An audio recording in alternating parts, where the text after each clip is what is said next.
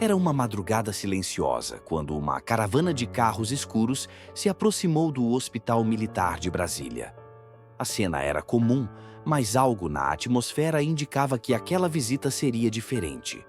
Os funcionários, ainda nas suas rotinas, não deram muita atenção ao movimento. Afinal, o hospital estava acostumado a visitas de autoridades. Porém, quando o presidente Luiz Inácio Lula da Silva saiu do carro, sem toda a parafernália de segurança de costume e acompanhado apenas por alguns assessores, um murmúrio de surpresa se espalhou rapidamente. Lula, com sua habitual postura de simplicidade e humildade, ajustou sua camisa e entrou no hospital sem alarde. Não havia câmeras nem flashes, apenas a presença de um líder decidido a cumprir uma missão que não era política. O chefe do hospital, Dr. Ferreira, correu para recepcioná-lo, ainda sem saber como agir diante da visita inesperada. Lula fez um gesto tranquilo com a mão, pedindo que não se preocupasse, e disse com um sorriso suave: "Não estou aqui para fazer política. Quero ir até os soldados, me leve até eles." O corredor estava silencioso, exceto pelo som suave das máquinas de monitoramento e os passos leves das enfermeiras fazendo sua ronda. O hospital militar era um local de cura, mas também de dor e sacrifício. Ali estavam homens e mulheres que haviam dado suas vidas pelo Brasil. Muitos se recuperavam de ferimentos graves, outros enfrentavam a dor de terem perdido parte de si nas batalhas. Lula caminhou pelos corredores com os olhos atentos e o semblante sério, mas com uma bondade em seu olhar. A jovem enfermeira Maria observava tudo de longe. Ela já tinha visto políticos visitarem o hospital muitas vezes, normalmente para posar para fotos ou fazer promessas vazias. Mas algo naquela noite a fez perceber que o presidente Lula estava diferente. Ele não tinha seguranças a todo momento, não estava acompanhado de assessores ou de um roteiro já traçado.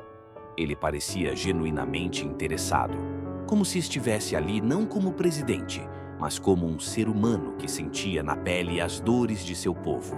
Lula parou ao lado de uma cama. O soldado, Pedro Silva, um jovem que perdera as pernas em um combate, estava deitado, com os olhos fixos no teto. Sua expressão era vazia, como se estivesse já perdido a vontade de viver. Quando percebeu que Lula estava ali, Pedro suspirou e, com um tom de desdém, disse: "Não precisa fingir que se importa, presidente. Isso é só mais uma visita de político, só mais uma visita sem futuro."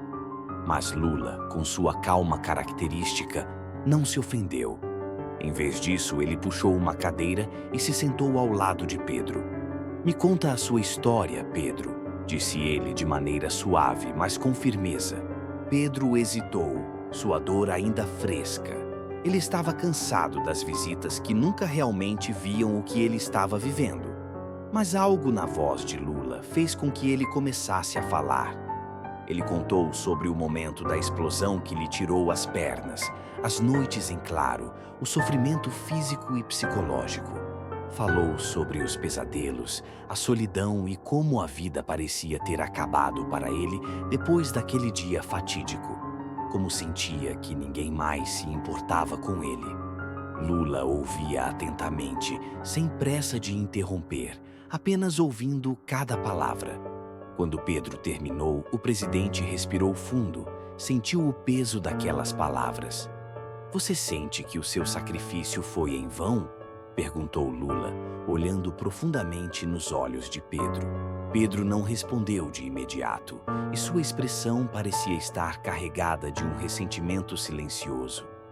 "Às vezes, sim. Às vezes, eu sinto que nada disso importou. Perdi tudo. Família, amigos, até a esperança." Lula, com um sorriso suave, disse: "Você perdeu muito, Pedro, mas você não perdeu o mais importante, a sua dignidade. Você é um herói, e este país jamais vai esquecer o que você fez. O Brasil te deve muito mais do que palavras." Foi a primeira vez que Pedro sentiu de verdade que alguém compreendia a dor que ele carregava. Ele olhou para Lula com uma mistura de incredulidade e gratidão. Pela primeira vez, ele sentiu que não estava sozinho. Enquanto isso, Maria, a enfermeira, observava a cena com os olhos marejados. Ela sabia o quanto Pedro havia sofrido e não conseguia conter as lágrimas ao ver a transformação que acontecia diante de seus olhos.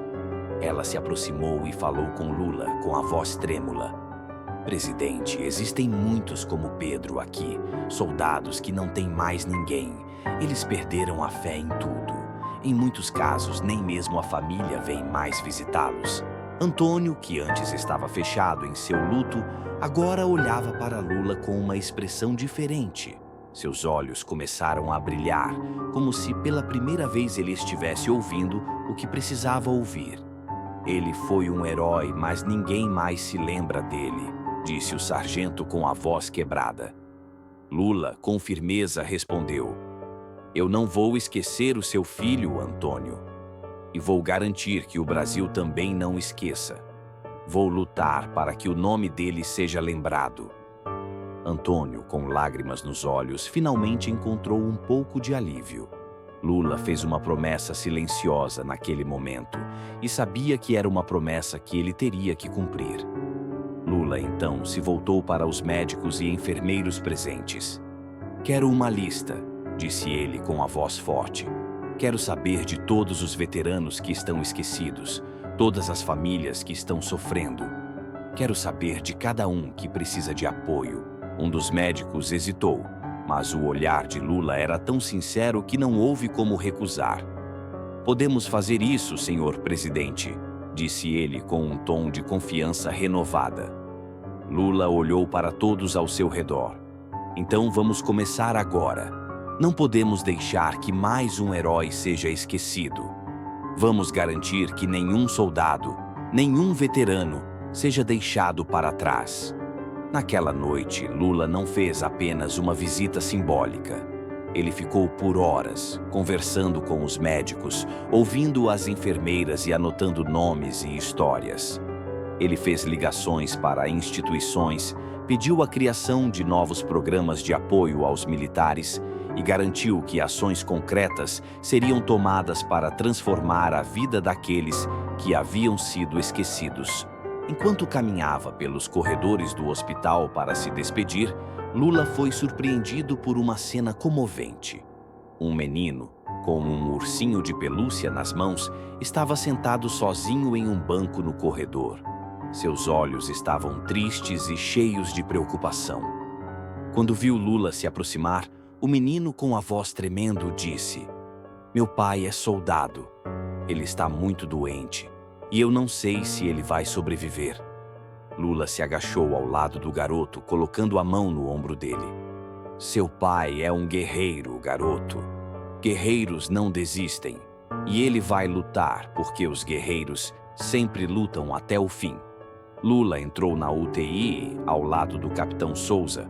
Falou palavras de força e coragem. Ele sabia que aquele homem havia dado sua vida pelo Brasil e não podia deixar que ele se sentisse sozinho. Horas depois, o capitão Souza começou a mostrar sinais de melhora. A esposa dele, que estava lá, ficou incrédula. Lula entregou a ela uma carta dizendo: Abra quando estiver pronta. Quando ela leu, as palavras de Lula lhe deram mais do que esperança. Deram-lhe um futuro. Uma carta com promessas de apoio para sua família e um compromisso com a educação do filho do capitão. Na manhã seguinte, Lula deixou o hospital, mas não partiu sem antes garantir que ações reais seriam tomadas para melhorar a vida dos soldados e suas famílias. Ele sabia que aquele dia não seria apenas mais uma visita política, mas o começo de uma verdadeira mudança.